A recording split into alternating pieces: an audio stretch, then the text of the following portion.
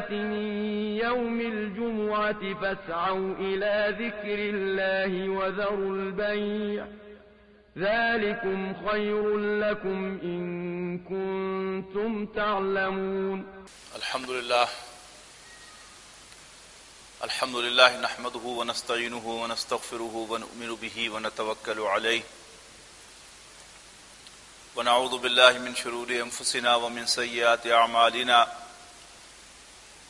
من يهده الله فلا مضل له ومن يضلله فلا هادي له ونشهد أن لا إله إلا الله وحده لا شريك له ونشهد أن سيدنا محمدا عبده ورسوله أرسله بالهدى ودين الحق ليظهره على الدين كله وكفى بالله شهيدا فصلى الله عليه وسلم تسليما كثيرا كثيرا. أما بعد فأعوذ بالله من الشيطان الرجيم. بسم الله الرحمن الرحيم. وَكَذَلِكَ جَعَلْنَاكُمْ أُمَّةً وَسَطًا لِتَكُونُوا شُهَدَاءَ عَلَى النَّاسِ وَيَكُونَ الرَّسُولُ عَلَيْكُمْ شَهِيدًا. محترم بزرگوں، دوستو، عزیزوں اور بھائیوں، حضرت عثمان رضی اللہ تعالی عنہ کی شہادت کا تذکرہ اخباروں میں ہوا کہ ان کی شہادت 18 ذی الحج کو واقع ہوئی. بعض روایات کے مطابق 20 ذی الحج ہے، بعض کے نزدیک 18 ذی الحج ہے. اس کے بعد یکم محرم الحرام کو حضرت عمر رضی اللہ تعالیٰ عنہ کی شہادت واقع ہوئی، اور اس کے 10 دن کے بعد حضرت حسین رضی اللہ تعالیٰ عنہ کی شہادت واقع ہوئی. ہماری تاریخ کی یہ 3 بڑی شہادتیں پے بپے ان 20-22 دنوں کے اندر ہماری تاریخ میں واقع ہوئی، یعنی کیلنڈر کے اعتبار سے. ویسے تو ان کے درمیان فصل ہے. حضرت عثمان رضی اللہ تعالیٰ عنہ کا دور خلافت 12 سال پر محیط ہے، اور اس کے بہت بعد جا کر حضرت حسین رضی اللہ تعالیٰ عنہ کی شہادت ہوئی ہے. لیکن کیلنڈر کی تاریخوں کے اعتبار سے یہ 10-12 دن کا فصل ہے حضرت عثمان، حضرت عمر اور حضرت حسین رضی اللہ تعالیٰ عنہ کی شہادتوں میں.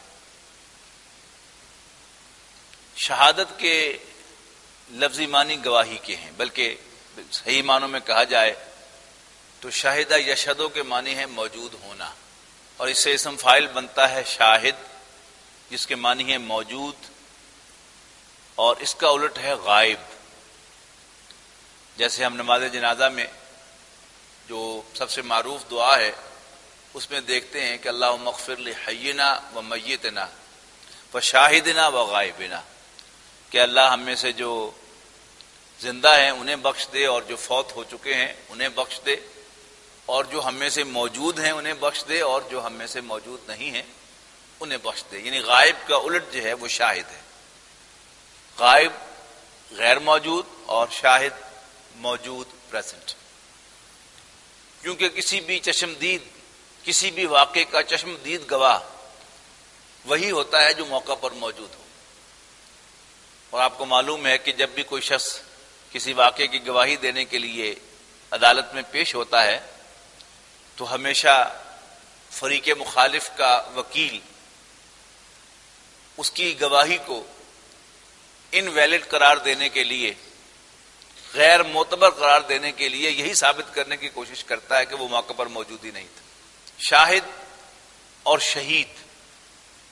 شہید بھی عربی میں گواہی کے لیے آتا ہے، شاہد بھی گواہی کے لیے آتا ہے، لیکن ہماری دینی اصطلاح کے طور پر شہید اس شخص کو کہتے ہیں کہ جو اللہ کے راستے میں اپنی جان کا نذرانہ پیش کرے. اب کیا تعلق ہے ان دونوں کے درمیان، گواہی کے درمیان اور اللہ کے راستے میں جان دینے کے درمیان؟ کہ ویسے تو ہمارا پورا کا پورا دین جو ہے یہ گواہی ہے. اس کا آغاز کیسے ہوتا ہے؟ کلمہ شہادت سے. وہ بھی لفظ شہادت آ گیا، یعنی گواہی کا کلمہ، یعنی جب کوئی شخص اپنی زبان سے یہ کلمہ ادا کرتا ہے اشہد ان لا الہ الا اللہ و اشہد ان محمدن عبدہ و رسولہ یا اشہد ان محمد رسول اللہ، تو وہ دائرہ اسلام میں داخل ہو جاتا ہے، اور پھر اس پر دین کے تقاضے شروع ہوتے ہیں، نماز پڑھتا ہے، روزہ رکھتا ہے، زکوٰۃ دیتا ہے، حسب استطاعت حج کرتا ہے، پھر دین کے احکام پر عمل کرتا ہے، جن چیزوں سے دین نے منع کیا ہے ان سے باز رہتا ہے، پھر دعوت و تبلیغ کا کام کرتا ہے، اللہ تعالیٰ کے دین کی نصرت کے لیے تن من دھن لگاتا ہے، تاکہ وہ اپنی جان کا نذرانہ اللہ کے حضور پیش کر دے، تو وہ گویا شہادت کے مرتبے پر فائز ہو جائے۔ یعنی اس شہادت کا، اس گواہی کا آغاز زبان سے کلمہ شہادت ادا کرنے سے ہوتا ہے، اور یہ گواہی مکمل ہوتی ہے اپنی جان کا نذرانہ پیش کرنے سے۔ اب درمیان میں بے شمار مراحل ہیں، تو میں نے ابتدا میں جو آیت آپ کو سنائی ہے سورہ بقرہ کی دوسرے پارے کے بالکل آغاز میں آئی ہے، پہلے ہی رکوع میں، کہ وَكَذَلِكَ جَعَلْنَاكُمْ أُمَّةً وَسَطًا، اور یوں ہم نے اے مسلمانوں تمہیں ایک امت وسط بنایا ہے، ایک درمیانی امت بنایا ہے، ایک واسطہ امت بنایا ہے، لِتَكُونُوا شُهَدَاءَ عَلَى النَّاسِ، تاکہ تم لوگوں پر گواہ بن جاؤ، یعنی لوگوں پر اللہ کی طرف سے گواہی قائم کر دو، شہادت دے دو کہ یہی دین سچا دین ہے، یہی دین اللہ کا بھیجا ہوا دین ہے، گواہی دے دو کہ واقعتاً حضرت محمد صلی اللہ علیہ وسلم اللہ ہی کے بھیجے ہوئے رسول تھے۔ یہ بہت بڑی گواہی ہے۔ تو ہم نے تمہیں ایک واسطہ امت بنایا ہے تاکہ تم اللہ کے درمیان اور نوع انسانی کے درمیان واسطہ بن جاؤ، گواہ بن جاؤ، ذریعہ بن جاؤ، اور اس مقصد کے لیے کیا بن جاؤ؟ گواہی دینے والے بن جاؤ۔ لِتَكُونُوا شُهَدَاءَ عَلَى النَّاسِ وَيَكُونَ الرَّسُولُ عَلَيْكُمْ شَهِيدًا، اور رسول صلی اللہ علیہ وسلم تم پر گواہ بن جائے۔ یہ گواہی کیا ہے؟ اس کا صحیح نقشہ اگر اپنے ذہن میں قائم کرنا چاہیں تو حضور صلی اللہ علیہ وسلم کے خطبہ حجۃ الوداع پر ایک نظر ڈالیے کہ نبی اکرم صلی اللہ علیہ وسلم نے جب وہ 1.25 لاکھ کا مجمع آپ کے سامنے تھا، یعنی جو کم سے کم روایات ہیں ان میں بھی 40,000 کا مجمع ہے، لیکن زیادہ سے زیادہ روایات جو ہیں وہ 1.25 لاکھ کی ہیں، تو اتنا بڑا مجمع ہے سامنے، اور رسول اللہ صلی اللہ علیہ وسلم کی 23 برس کی کمائی وہ سامنے موجود ہے۔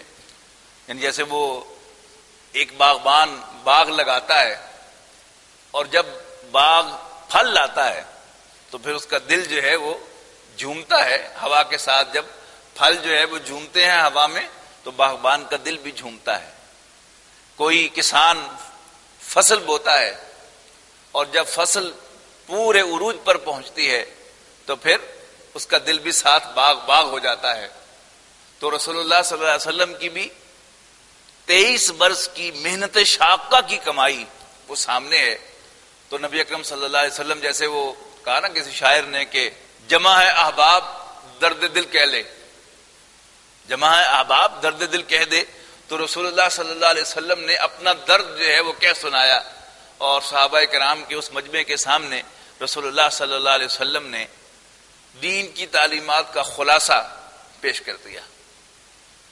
اور اسی سے اندازہ ہو جاتا ہے انسان کو، یعنی اسی طرح یہ آخری خطبے حضور صلی اللہ علیہ وسلم کے کئی ملتے ہیں روایات میں، یعنی ایک آپ نے عرفات میں خطبہ دیا، ایک آپ نے منی میں خطبہ دیا، اور پھر یعنی کتنا فصل ہے، حجۃ الوداع حج کے مہینے میں ہوا ذوالحج میں، اور پھر اس کے بعد محرم، صفر، اور پھر ربیع الاول ہے، چند ہی ماہ باقی تھے۔ تو اس کے بعد کے جتنے بھی آپ کے خطبات ہیں ان ساروں میں یہ رنگ جو تھا وہ نمایاں تھا۔ تو حضرت ارباز رضی اللہ تعالیٰ عنہ سے روایت ہے، فرماتے ہیں کہ ایک مرتبہ رسول اللہ صلی اللہ علیہ وسلم نے ہمیں بڑا بلیغ واعظ فرمایا، یعنی بلاغ سے ہے، ابلاغ سے، تبلیغ جس سے بنا ہے، یعنی دلوں میں اتر جانے والا واعظ۔ جس سے آنکھیں ڈبڈبا گئیں. تو ہم نے عرض کی اللہ کے رسول ایسا معلوم ہوتا ہے کہ کانہا موعظۃ مودعۃ، ایسا معلوم ہوتا ہے کہ یہ آپ کا الوداعی واعظ ہے، تو آپ ہمیں کوئی نصیحت فرمائیں. تو مجھے یاد آیا کہ ہماری انجمن خدام قرآن کے سرپرست اور امیر تنظیم اسلامی، بانی تنظیم اسلامی ڈاکٹر اسرار احمد صاحب، جب یہاں انہوں نے آخری جمعہ پڑھایا ہے، ان کی وفات سے 1 ماہ بالکل قبل تھا، یعنی 14 اپریل کو ان کا انتقال ہوا ہے، اور 11 اپریل کو یا 10 اپریل کو انہوں نے یہاں جمعہ پڑھایا تھا اسی مسجد میں. تو اس کے بعد شام کو خطاب تھا ام المدارس میں، اور پھر اس کے بعد اگلے دن ان کی روانگی تھی. تو ہم ان کو موٹر وے تک اسکارٹ کرنے کے لیے گئے، اور وہاں سے جب واپس آئے تو میں اور تنظیم اسلامی حلقہ فیصل آباد کے امیر جناب رشید عمر صاحب، ہم گاڑی میں بیٹھے تو میری زبان پر یہی الفاظ آئے کہ کانہا موعظۃ مودعۃ، کہ ایسا معلوم ہوتا ہے کہ ڈاکٹر صاحب کا آخری واعظ ہے. تو رشید صاحب نے کہا کہ میرا بھی یہی خیال ہے، اور واقعی یعنی وہ بات جو ہے وہ درست ثابت ہوئی کہ وہ آخری خطاب تھا ڈاکٹر صاحب کا اس مسجد میں، اور پھر 1 ماہ کے بعد ہی اللہ تعالیٰ کے پاس وہ چلے گئے. تو یہ اندازہ جو ہے وہ ہو جاتا ہے انسان کو گفتگو سے کہ تو صحابہ کرام نے بھی حضور صلی اللہ علیہ وسلم سے عرض کی کہ اللہ کے رسول ایسا معلوم ہوتا ہے کہ یہ آپ کا الوداعی واعظ ہے، تو آج ہمیں آپ کچھ نصیحت فرمائیں. تو حضور صلی اللہ علیہ وسلم کی یہ جو نصیحتیں تھیں وہ صحابہ کرام محسوس کر رہے تھے، اور خاص طور پر یہ جو عرفات کا خطبہ ہے جو عام طور پر سب سے زیادہ معروف ہے، بدقسمتی سے اس میں جو نصیحتوں کا حصہ تھا وہ عام طور پر کوٹ کیا جاتا ہے حضور کے آخری خطبے کے طور پر، لیکن اس کا جو الوداعی حصہ ہے، یعنی اس الوداعی واعظ کا بھی الوداعی حصہ، وہ عام طور پر بیان نہیں ہوتا. وہ یہ ہے کہ نبی اکرم صلی اللہ علیہ وسلم نے وہ تعلیمات کا خلاصہ بیان کرنے کے بعد غیر معمولی ایک بات کہی، یعنی حضور واعظ تو فرماتے ہی تھے، وہ غیر معمولی بات یہ تھی کہ آپ نے صحابہ کرام سے ایک سوال کیا. وہ سوال کیا تھا؟ الا هل بلغت، کیا میں نے پہنچا دیا یا نہیں؟ بہت بڑا مجمع تھا. تو صحابہ کرام نے، نارملی صحابہ کرام کا انداز کیا تھا کہ حضور صلی اللہ علیہ وسلم کوئی سوال پوچھتے تھے تو پہلے عرض کرتے تھے کہ واللہ اللہ و رسول عالم، اللہ اور اس کے رسول زیادہ جانتے ہیں، ہمیں کیا معلوم. لیکن یہاں صحابہ کرام نے بھی محسوس کیا کہ حضور جواب چاہتے ہیں. تو اس موقع پر، یعنی عام طور پر جواب نہیں دیا کرتے تھے، اس موقع پر آپ نے صحابہ نے 3 جواب دیے. انا نشہد انک قد بلغت وادیت ونصحت، اللہ کے رسول ہم گواہی دیتے ہیں کہ آپ نے حق تبلیغ ادا کر دیا، آپ نے حق امانت ادا کر دیا، اور آپ نے حق خیر خواہی ادا کر دیا. پھر آپ دائیں مڑے کیونکہ مجمع بہت بڑا تھا، پھر پوچھا الا هل بلغت، میں نے پہنچا دیا یا نہیں؟ تو صحابہ کرام نے پھر 3 جواب دیے، اور بعض روایات کے مطابق ظاہر ہے ان کی اپنی زبان عربی تھی، یعنی بعض لوگوں کی زبان پر تو ذرا بڑی فصاحت و بلاغت کے ساتھ الفاظ آئے کہ انک قد بلغت الرسالۃ وادیت الامانۃ ونصحت الامۃ وکشفت الغمۃ، کہ اللہ کے رسول ہم گواہی دیتے ہیں کہ آپ نے رسالت کی تبلیغ کا حق ادا کر دیا، آپ نے امانت کو پہنچانے کا حق ادا کر دیا، آپ نے ہماری خیر خواہی کا حق ادا کر دیا، اور آپ نے اندھیروں کے بادل جو ہیں وہ صاف کر دیے. پھر آپ بائیں مڑے، پھر پوچھا الا هل بلغت، میں نے پہنچایا کہ نہیں؟ پھر صحابہ کرام نے اسی جوش و خروش کے ساتھ رسول اللہ صلی اللہ علیہ وسلم کے اس سوال کو رسپونڈ کیا، جواب دیا، انا نشہد انک قد بلغت وادیت ونصحت. اور پھر اس سے بھی زیادہ غیر معمولی بات، یعنی اس گواہی کو رسول اللہ صلی اللہ علیہ وسلم نے اللہ کے پاس ریکارڈ کروایا. اللہم اشہد، اللہم اشہد، اللہم اشہد، اے اللہ تو بھی گواہ رہے کہ یہ مان رہے ہیں، اعتراف کر رہے ہیں کہ میں نے وہ فرض جو تو نے میرے ذمہ لگایا تھا میں نے ادا کر دیا ہے، میں نے تیرا پیغام ان تک پہنچا دیا ہے، میں نے تیری امانت ان کو ڈلیور کر دی ہے۔ رسالت کیا ہے؟ امانت، اللہ کا پیغام ہے، کس کے لیے؟ انسانوں کے لیے۔ جب تک انسانوں تک نہ پہنچایا جائے اس وقت تک امانت ڈلیور نہیں ہوئی۔ تو اللہ کو گواہ بنایا حضور صلی اللہ علیہ وسلم نے، اسی طرح پہلے سامنے اشارہ کر کے، پھر دائیں اشارہ کر کے، پھر بائیں اشارہ کر کے، اور پھر آپ نے فرمایا فَلْيُبَلِّغِ الشَّاهِدُ الْغَائِبَ، تو جو یہاں موجود ہے اس کی ذمہ داری ہے کہ وہ اس پیغام کو اس تک پہنچا دے جو یہاں موجود نہیں ہے۔ یوں نبی اکرم صلی اللہ علیہ وسلم نے وہ بار رسالت امت کو منتقل کر دیا۔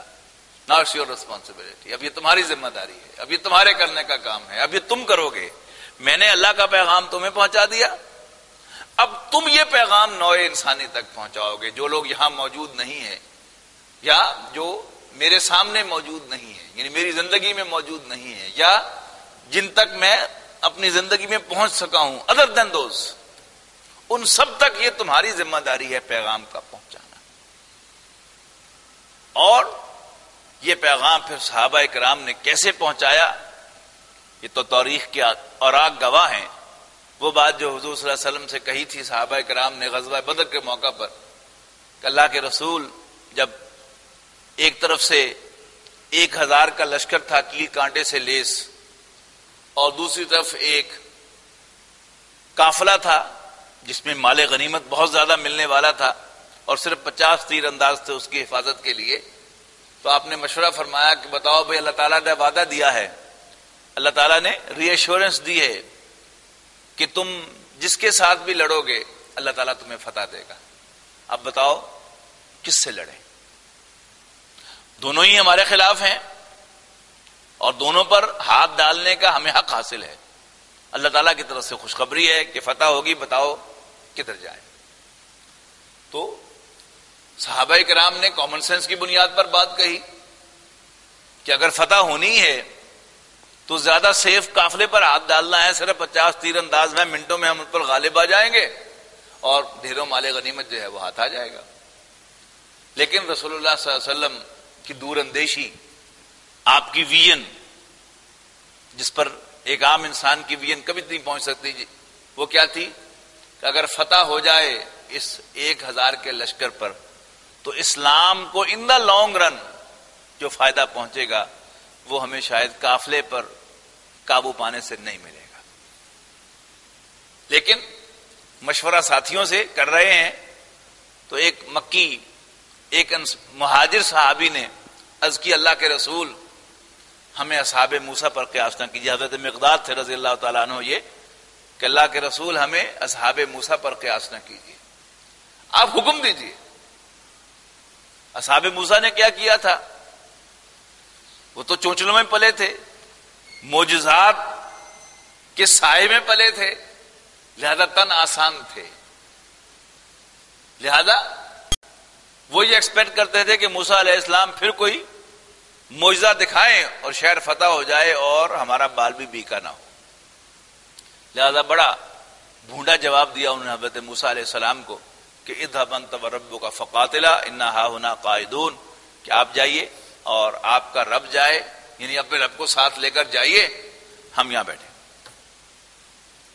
تو حضرت مقداد نے عرض کی اللہ کے رسول ہمیں اصحاب موسیٰ پر قیاس نہ کیجیے، جنہوں نے موسیٰ علیہ السلام سے یہ کہہ دیا تھا ہم آپ کے ساتھی ہیں، آپ حکم دیجئے، اشارہ کیجئے، جیسے آپ کی آنکھ ٹھنڈی ہو ہم آپ کے ساتھ۔ تو صحابہ کرام نے تو ایک بڑی زبردست تاریخ رقم کر دی رسول اللہ صلی اللہ علیہ وسلم کی اس بات کی رسپانس میں، کہاں کہاں تک صحابہ پہنچے۔ اور وہ جو اقبال نے کہا ہے کہ دشت تو دشت ہیں صحرا بھی نہ چھوڑے ہم نے، بحر ظلمات میں دوڑا دیے گھوڑے ہم نے۔ یہ اصل میں اشارہ ہے ایک واقعے کی طرف کہ دو بھائی جو تھے وہ اللہ کی زمین کو فتح کرتے ہوئے، اللہ کا جھنڈا لہراتے ہوئے ساحل سمندر تک پہنچ گئے تھے، اور انہیں اپنے گھوڑوں کے اگلے پاؤں جو ہیں وہ سمندر میں ڈال کر اللہ سے کہا تھا کہ اللہ تیری زمین ختم ہو گئی ہے، ہمارا جذبہ بھی ٹھنڈا نہیں۔ اللہ کے دین کی گواہی، اللہ کے جھنڈے کو لہرانا، نہیں وہی تھا نا ذمہ داری رسول اللہ صلی اللہ علیہ وسلم کی طرف سے، اس کو پورا کر رہے ہیں۔ شہادت، اللہ کے راستے میں جان دینا، یہ کیا ہے؟ یہ کیسی گواہی ہے؟ اس علامہ اقبال نے بڑی خوبصورتی سے ہائی لائٹ کیا ہے، مقام بندگی دیگر مقام عاشقی دیگر، ز نوری سجدہ می خواہی ز خاکی بیش ازاں خواہی، کہ اللہ بڑا عجیب ہے تو کہ تو ایک اپنی نوری مخلوق سے جس کو تو نے اتنا طاقتور بنایا ہے کہ حضرت جبرائیل علیہ السلام نے اٹھایا اور بستی کو الٹ دیا، اس سے تو صرف سجدے کا تقاضا کرتا ہے، اور اس بیچارے خاکی سے تو بہت زیادہ تقاضا کر رہا ہے۔ حالانکہ اگر تو اپنی طرف دیکھے تو تجھے نہ سجدے کی ضرورت ہے، نہ نماز کی، نہ روزے کی، کسی چیز کی ضرورت نہیں ہے۔ چنا خدرا نگاہداری کہ بائیں بے نیازی ہا، او یس میں سمجھ گیا، شہادت بر وجود خود ز خون دوستاں خواہی، کہ تو اپنے وجود کو ثابت کرنا چاہتا ہے اپنے دوستوں کا خون بہا کر۔ یعنی اللہ کے دین کی گواہی دی صحابہ کرام نے، حضرت عثمان ہوں، حضرت عمر ہوں، حضرت حسین ہوں رضی اللہ تعالی عنہ۔ پڑھیے تو صحیح، باتیں کرنی بڑی آسان ہے، تقریریں کرنی بڑی آسان ہے، یعنی اس بات پر تقریر کرنا، خطاب کرنا کہ تمام نوع انسانی جو ہے وہ برابر ہے۔ مجھے آپ خطاب کرنے کو کہیں تو میں شاید 2 گھنٹے بڑے آرام سے اس پر خطاب کر دوں کہ اللہ تعالیٰ نے تمام انسانوں کو برابر پیدا کیا ہے، لیکن حضرت عثمان اور حضرت عمر رضی اللہ تعالی عنہما نے کیا کمال دکھایا؟ اپنے عمل سے گواہی دی، اپنا خون بہا کر گواہی دی کہ واقعی انہیں اس بات پر یقین تھا کہ سارے انسان برابر ہیں۔ ذہن میں آیا نا کہ جب بلوائیوں نے حضرت عثمان رضی اللہ تعالیٰ عنہ کے گھر کا گھیراؤ کیا،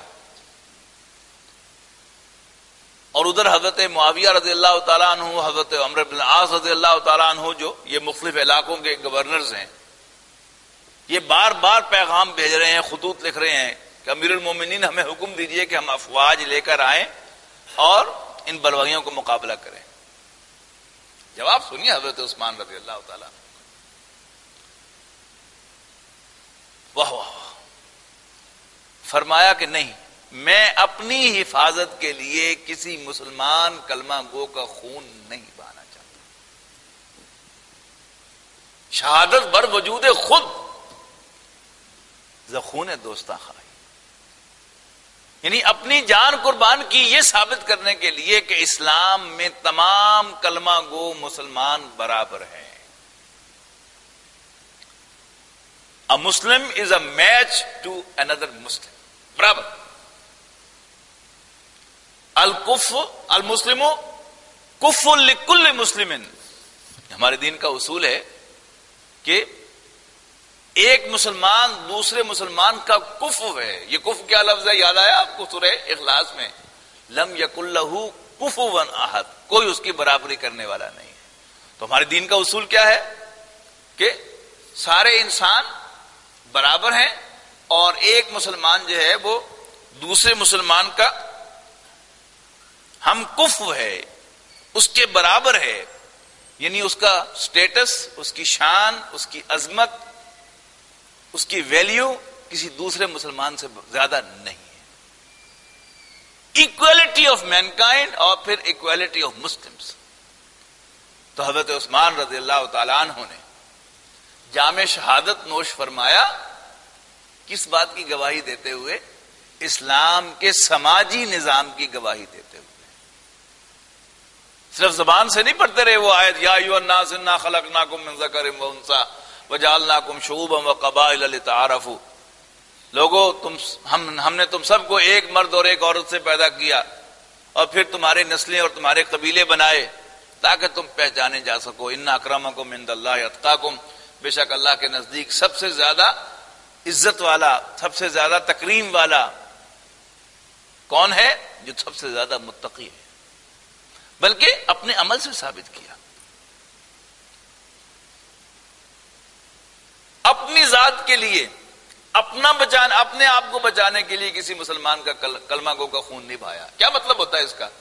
کہ اگر کوئی شخص جو ہے وہ اپنی حفاظت کے لیے گارڈ کھڑے کرتا ہے تو اس کا مطلب کیا ہے؟ وہ یہ سمجھتا ہے کہ اگر حملہ ہو تو وہ گارڈ جو ہیں وہ اسے بیئر کریں، مجھ تک نہ ہوئے، یعنی میرا خون جو ہے وہ اعلیٰ ہے اور یہ میرے جو محافظ ہیں ان کا خون کم تر ہے. حضرت عثمان رضی اللہ تعالی عنہ، حالانکہ سچ پوچھئے تو حضرت عثمان رضی اللہ تعالی عنہ کا خون بلا شبہ سب سے بڑھیا تھا. ایک تو اس اعتبار سے کہ وہ امیر المومنین تھے،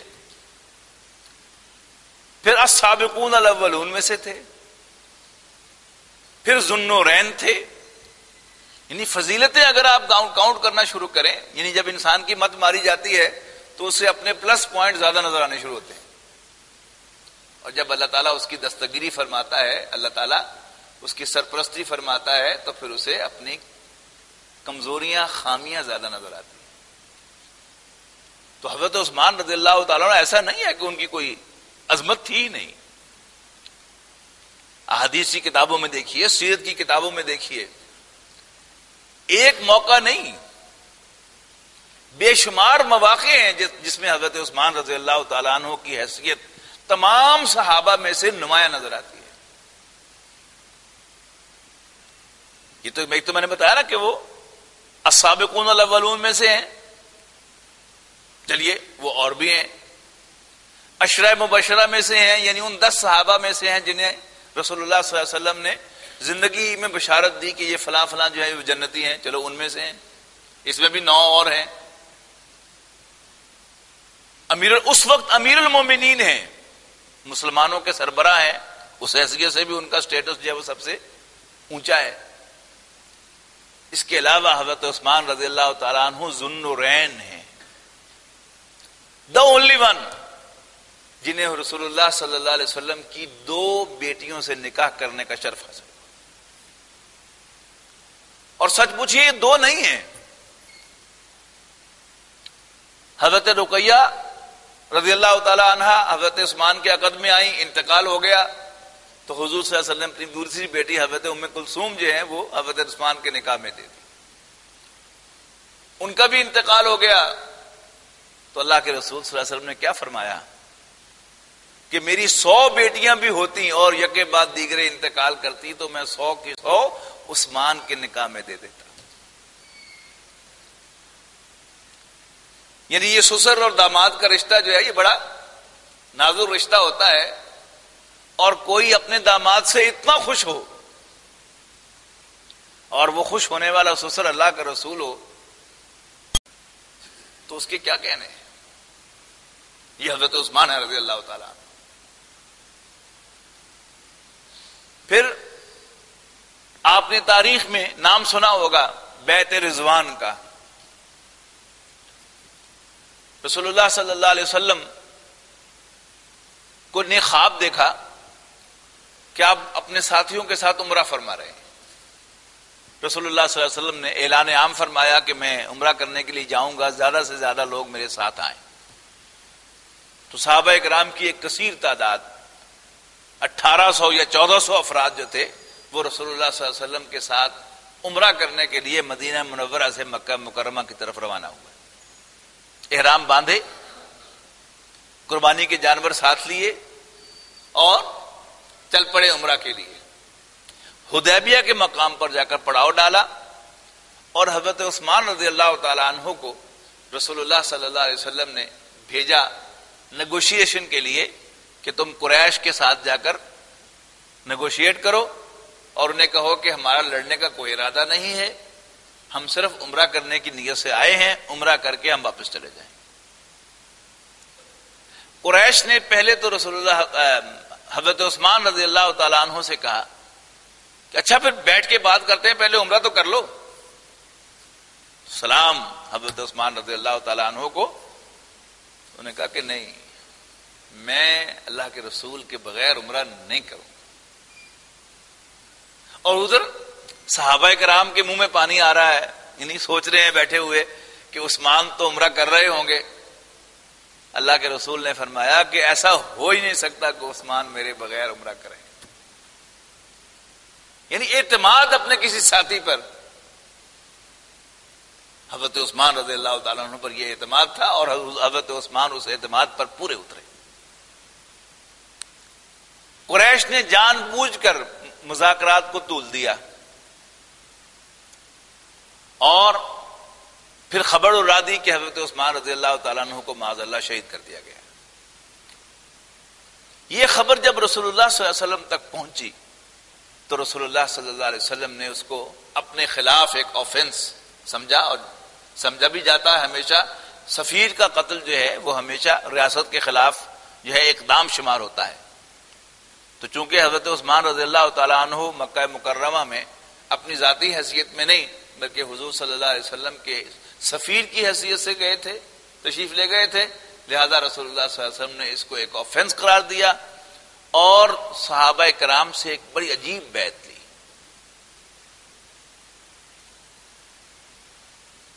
کہ میرے ہاتھ پر بیعت کرو, مجھ سے وعدہ کرو کہ عثمان کے خون کا بدلہ لیے بغیر یہاں سے واپس نہیں جاؤ.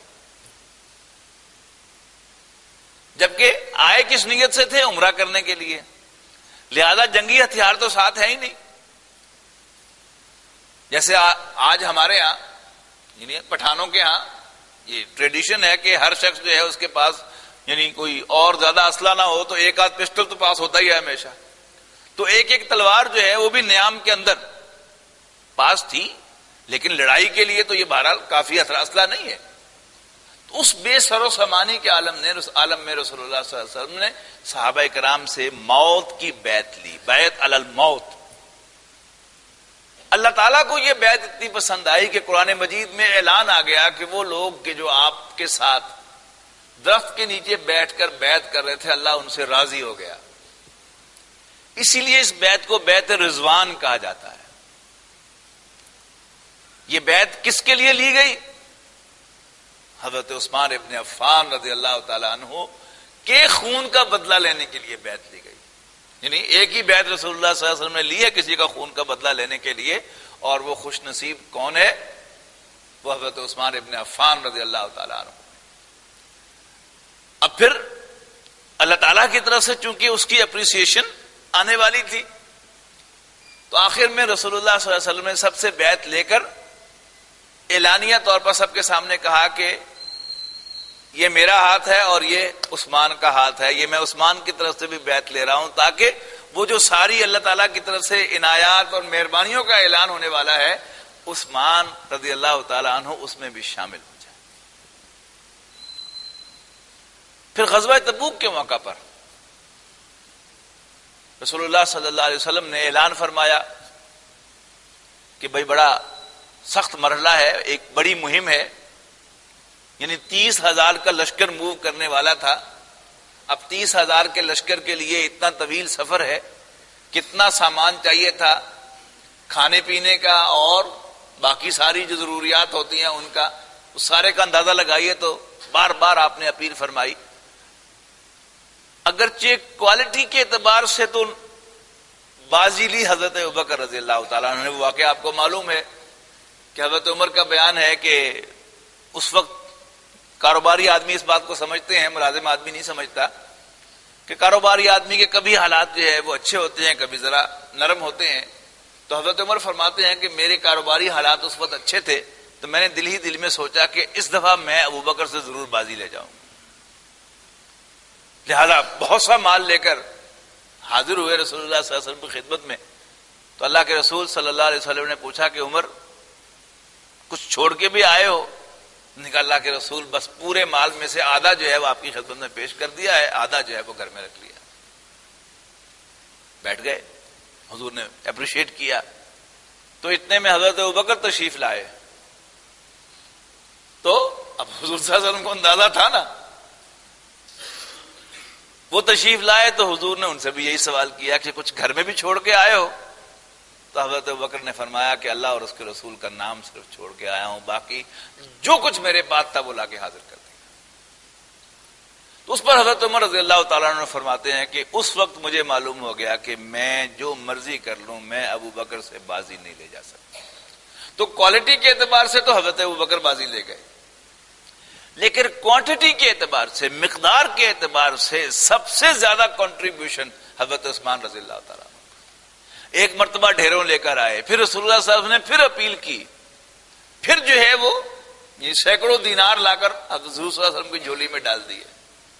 تو رسول اللہ صلی اللہ علیہ وسلم اتنے خوش ہوئے کہ یوں وہ سکے جو تھے ان کو آپ ایسے دیکھ رہے تھے، اور آپ نے اعلان فرمایا کہ آج کے بعد عثمان کو اس کا کوئی عمل نقصان نہیں پہنچا سکتا۔ بس قسمتی سے کچھ کم ظرف لوگ، ہم میں سے بھی اور غیروں میں سے بھی، وہ حضرت عثمان رضی اللہ تعالیٰ عنہ کی عظمت کو نہیں پہچان سکے، اور انہوں نے حضرت عثمان رضی اللہ تعالیٰ عنہ کے بارے میں کچھ ایسی باتیں جو ہیں وہ لکھی ہیں، کہی ہیں، جس سے ان کی عظمت کے اندر کمی آئی ہے لوگوں کے دلوں میں، اور ایک سوء ظن ہے حضرت عثمان رضی اللہ تعالیٰ عنہ کے بارے میں۔ لیکن آپ ان کی جو شہادت ہے اس پر اگر آپ غور کریں گے، جیسا کہ میں نے عرض کیا کہ سارے وسائل ہونے کے باوجود، یعنی سلطنت کا اندازہ لگائیے کتنی بڑی ہے، مصر بھی ان کے زیر نگی ہے، دمشق اور شام اور ایران بھی ان کے زیر نگی ہے، اور ادھر یعنی مصر جو ہے وہ ویسٹ میں ہے اور ایران جو ہے وہ ایسٹ میں ہے، اتنی، اور سعودی عرب تو ہے ہی ہے، اتنی بڑی سلطنت کا فرما روا ہو، اس کے کتنے وسائل ہوں گے، کتنی افواج اس کی ڈسپوزل پر ہوں گی، لیکن ایک ڈیسیژن کہ میں اپنی جان بچانے کے لیے کسی مسلمان کلمہ گو کا خون نہیں بہا سکتا۔ آج بھی دیکھ لیجئے، جب محافظ اپنی حفاظت پر کنسنٹریٹ کرنے لگے تو پھر عوام کی حفاظت جو ہے وہ ایٹ رسک ہوتی ہے، اور جب حکام عوام کی حفاظت کو فوکس کرے اور اپنی حفاظت کو نظر انداز کریں تو اس میں عوام کو سیکیورٹی ملتی ہے۔ وقت ہو گیا ہے، انشاءاللہ حضرت عمر کی شہادت پر تذکرہ آئندہ جمعے اللہ نے چاہا تو ہوگا، لیکن یہ نقطہ میں آج بھی واضح کرنا چاہتا ہوں کہ یہی معاملہ حضرت عمر کا بھی ہے۔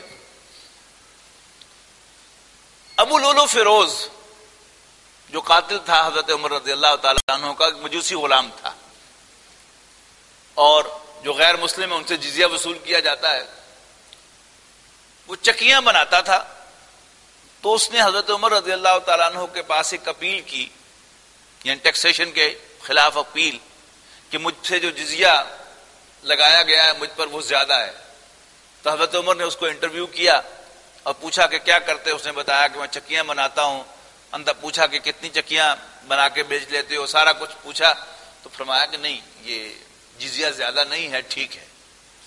تو اس نے جاتے ہوئے کہا اچھا، بلکہ حضرت عمر نے پھر مزید اس کی ہیلپ کرنے کے لیے کہا، فرمایا کہ ایک چکی میرے لیے بھی بنا دینا۔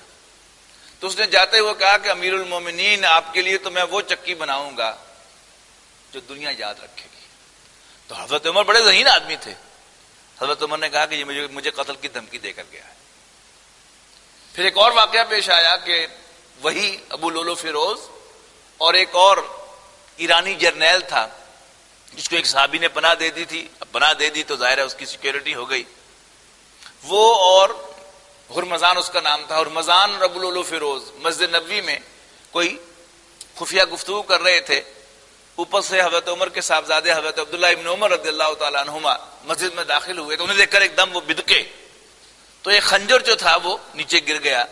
اس سے بھی اندازہ ہوا کہ سم تھنگ سیریس جو ہے وہ انڈر کنسیڈریشن ہے یا کوئی کانسپریسی ہو رہی ہے، لیکن اس کے باوجود حضرت عمر رضی اللہ تعالیٰ عنہ نے اپنی ذاتی سیکیورٹی کا کوئی بندوبست نہیں کیا، اور وہ حادثہ پیش آ گیا، تاریخ کا ایک عظیم سانحہ پیش آ گیا کہ فجر کی نماز پڑھاتے ہوئے حضرت عمر رضی اللہ تعالیٰ عنہ پر اسی ابو لولو فیروز نے ایک زہرآلود خنجر کے ساتھ حملہ کیا، اور 28 ذی الحج کو یہ حملہ ہوا، اور یکم ذی الحج کو حضرت عمر رضی اللہ تعالیٰ عنہ کی شہادت واقع ہوئی۔ تو حضرت عمر نے بھی وہی کیا جو حضرت عثمان نے کیا، کہ اپنے عمل سے یہ ثابت کیا کہ وہ واقعی یہ سمجھتے ہیں کہ تمام مسلمانوں کا خون برابر ہے، خلیفہ کا خون، امیر المومنین کا خون کسی عام مسلمان کے خون سے بڑھیا نہیں ہے۔ اس پر تقریر کرنی بڑی آسان ہے، اس پر کتاب لکھنی بھی بڑی آسان ہے، اس پر ڈسکشن کرنی بھی بڑی آسان ہے۔